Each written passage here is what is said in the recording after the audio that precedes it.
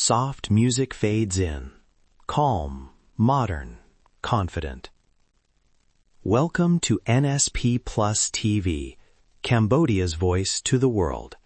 I'm Port Norn, here to bring you clear, simple, and trustworthy news. And I'm Nisa. Today we follow the money behind Cambodia's temples, where it comes from, who decides how it's used, and who truly benefits. Let's make this easy to understand. Here's the promise of this episode. A calm, evidence-first look at the temple economy, from national budgets to the small fees that matter in village life. Opening hook. Follow the money to understand who protects Cambodia's temples and who is left out. Section 1, the main flows. Let's break this down clearly. There are 5 big streams that pay for temple care: government budgets, UNESCO and multilateral support, private donors and foundations, tour operators and ticket revenue, and informal or local fees. Each shapes conservation choices in different ways. First, government budgets. The Ministry of Culture and local authorities set aside funds for maintenance, security, and staffing. These funds are steady when the national budget prioritizes heritage. But budgets compete with education, health, and infrastructure. That means temple spending often depends on political choices and wider economic pressures. Second, UNESCO and multilateral support. For UNESCO-listed sites, international grants often pay for surveys, specialist conservation, and training. These grants bring expertise and global standards, but they can be project-based and short-term. When projects end, maintenance still needs local money. That gap is where problems can start. Third, private donors and foundations. Philanthropy can fund big restoration projects and visitor centers. That's valuable. Yet private funding sometimes carries donor priorities. A donor may support photo-friendly restoration or a new museum, rather than long-term local employment or community-led decisions. We need balance. Fourth, tour operators and ticket revenue.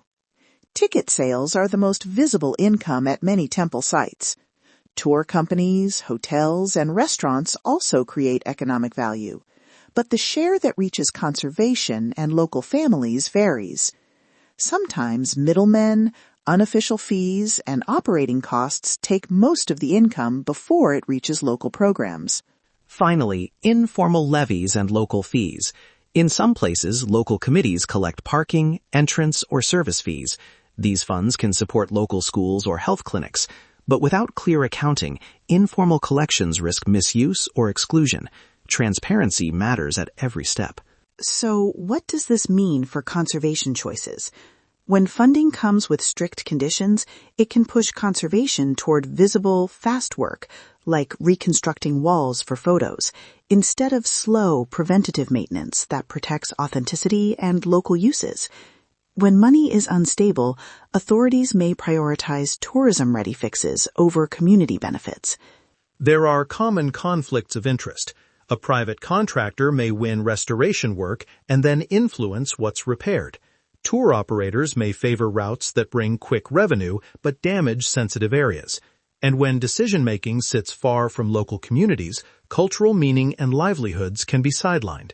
Practical steps to improve this: clear accounting of ticket income, regular public reports from heritage authorities, participatory budgeting with local committees, and independent audits of donor-funded projects. Simple transparency creates trust. Section 2. Cambodia's perspective. Why do these funding decisions matter beyond money? Heritage is identity. Temples are living symbols of Khmer history, religion, and craft. Funding choices shape what future generations inherit. Historically, many Khmer sites were maintained by local communities and monks. Colonial and modern interventions changed that model.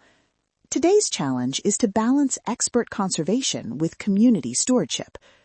Authenticity is not only about ancient stones. It includes traditions, rituals, and the knowledge of local people. Common misunderstanding: reconstruction equals preservation. Not always. Rebuilding in the wrong style or with incompatible materials can erase layers of history. Good funding supports research, uses conservative repair, and trains local craftsmen. That keeps the story of the site intact. Now, 3 short updates from around the country. First, a recent grant update. A multilateral grant announced last month will fund structural assessments at 3 temple complexes and training for local conservators. This is technical, but it matters. Trained local teams reduce long-term costs and strengthen local ownership. Second, tourism trends. Visitor numbers have shifted towards small group and experiential travel. That can increase per visitor revenue while reducing mass impact. It also opens opportunities for community-led tours, where more money stays local. Third, a community initiative. In a village near a secondary temple, local leaders redirected a portion of parking fees to fund a primary school scholarship program. Small changes like this show how local control of funds can directly support community priorities. Cultural and Tourism Spotlight, Field-Style Report. Imagine a community-run visitor project outside a lesser-known temple. Local guides, many of them women, run interpretive walks. Ticket booths are managed by a village committee. A mandatory portion of each sale goes to temple maintenance and a communal fund for health needs. This project balances income and care by prioritizing training, controlled visitor numbers, and a clear rule set for reconstruction that favors traditional methods. It's not perfect, but it keeps decision-making local and provides steady benefits for families. Those are practical lessons worth expanding. Section 3, Misinformation Watch and Viewer Connection. We often see claims that foreign entities control temple funds. That phrasing is misleading. International grants and technical assistance can be influential, but they rarely give unilateral control. Contracts and agreements usually include reporting, local oversight, and national approval. How to verify. Step 1. Check official announcements from the Ministry of Culture or UNESCO. Step 2. Review project summaries that list partners and funding terms. Step 3. Look for local reporting and community statements. If a claim lacks named sources or documents, treat it with caution. Now a viewer question. We asked listeners how to support ethical tourism. One listener wrote, "How can I be sure my visit helps local people, not just big companies?" Here's a short, practical answer. Choose guides certified by local associations, pay official ticketing channels, buy from local vendors, and ask how funds support community programs. Small choices add up. A quick quote from a local guide we spoke with. When visitors take time to listen, the community benefits more than when they only take pictures. That matters. Respect, curiosity, and transparency create value that lasts. Summary and key takeaways. 1. Funding comes from many streams. 2. Transparency and local participation are critical. 3. Good funding supports conservation that protects authenticity and local livelihoods. 4. Travelers can make ethical choices on the ground. If you remember 3 words from today, transparency, participation, and respect, those guide good stewardship.